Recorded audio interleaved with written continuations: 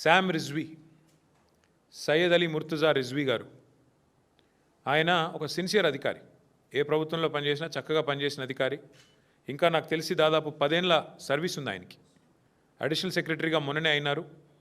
అంతా బాగుంటే ఈ దౌర్జన్యాలు, దుర్మార్గులు ఇట్లాంటి వాళ్ళు లేకపోతే ప్రభుత్వాన్ని నడిపే వాళ్ళకి సోయి ఉంటే బహుశా క్యాబినెట్ సెక్రటరీ స్థాయిలో, అంటే భారతదేశంలోనే అత్యున్నత స్థాయి ఒక ఐఏఎస్ అధికారికి క్యాబినెట్ సెక్రటరీ, ఆ స్థాయికి పోయే అవకాశం ఉన్న అధికారి సయ్యద్ అలీ ముర్తుజా రిజ్వీ. అట్లాంటి రిజ్వీ గారు ఒక నిజాయితీపరుడైన అధికారిగా ఆయనకు పేరుంది. అట్లాంటి రిజ్వీ గారు కూడా ఈరోజు దాదాపు 10 ఏళ్ల సర్వీస్ ఉండగానే వాలంటరీ రిటైర్మెంట్ తీసుకునే స్థాయికి వచ్చింది.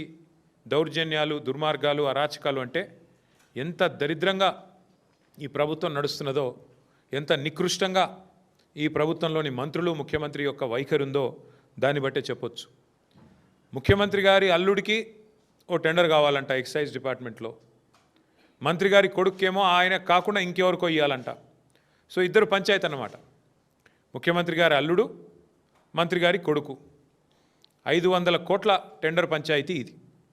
ఈ టెండర్ పంచాయతీలో మధ్యలో నలిగిపోయిన రిజ్వీ గారు ఇవాళ 10 సంవత్సరాల తన సర్వీస్ను వదులుకొని నాకు వద్దు ఈ దౌర్భాగ్యపు ప్రభుత్వం, ఈ దౌర్భాగ్య పరిస్థితి అని చెప్పి రాజీనామా చేసి వారు వాలంటరీ రిటైర్మెంట్ పెట్టుకొని తప్పుకునే పరిస్థితి వచ్చింది.